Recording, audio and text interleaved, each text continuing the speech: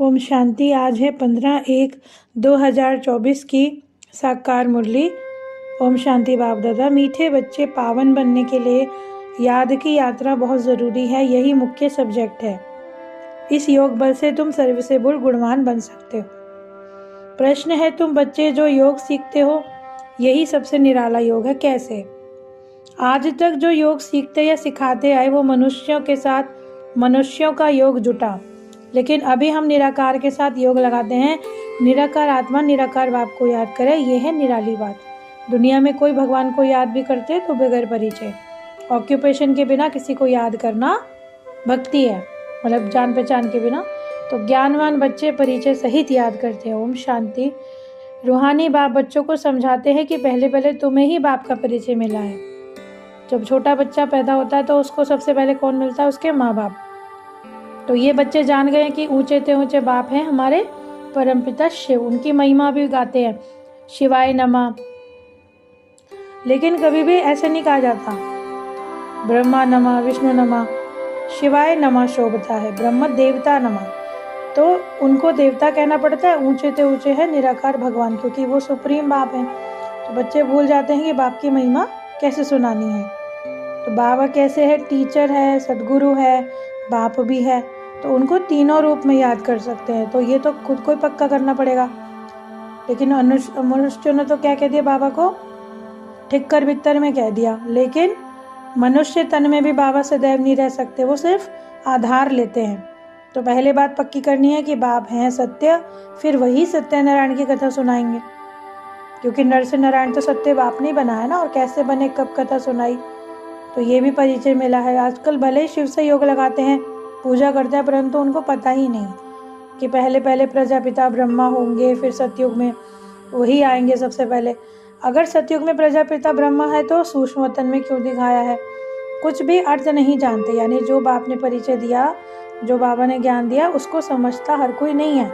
अल्फ पर समझाना है, सभी आत्माओं का बाप है, परंतु किसी को तो निश्चय नहीं हो पाता, क्योंकि प्रैक्टिस ही नहीं है।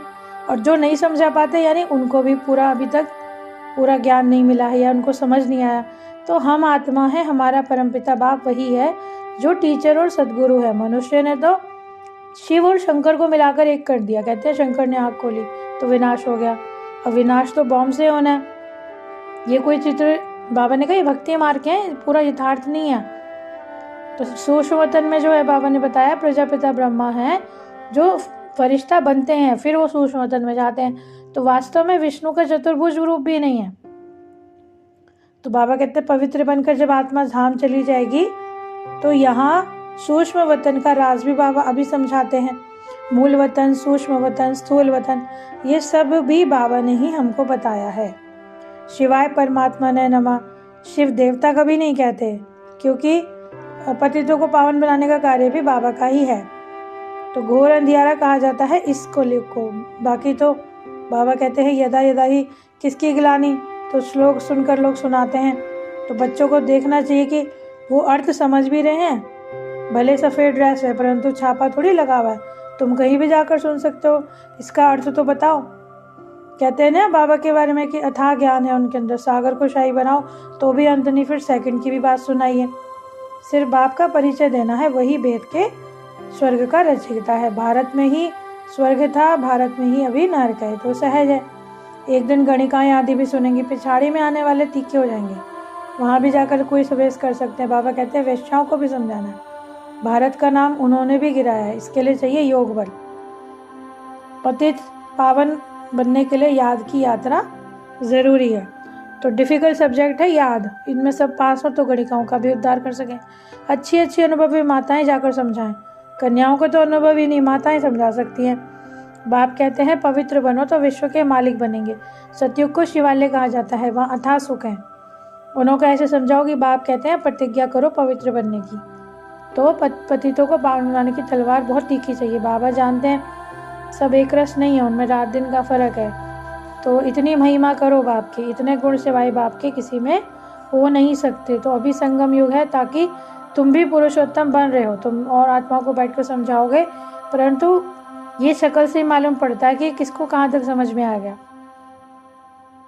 क्योंकि घर गृहस्थ में रहने वाले इतना सबका गोरख धंधा लगा पड़ा है। कहते हैं ना, बाबा कहते हैं याद की यात्रा भी हर किसी की नहीं हो सकती। सतयुग में तो सतो प्रधान थे, अभी संगम पर हंसते बहलते रहते हो, बेहद का बाप मिला और क्या चाहिए।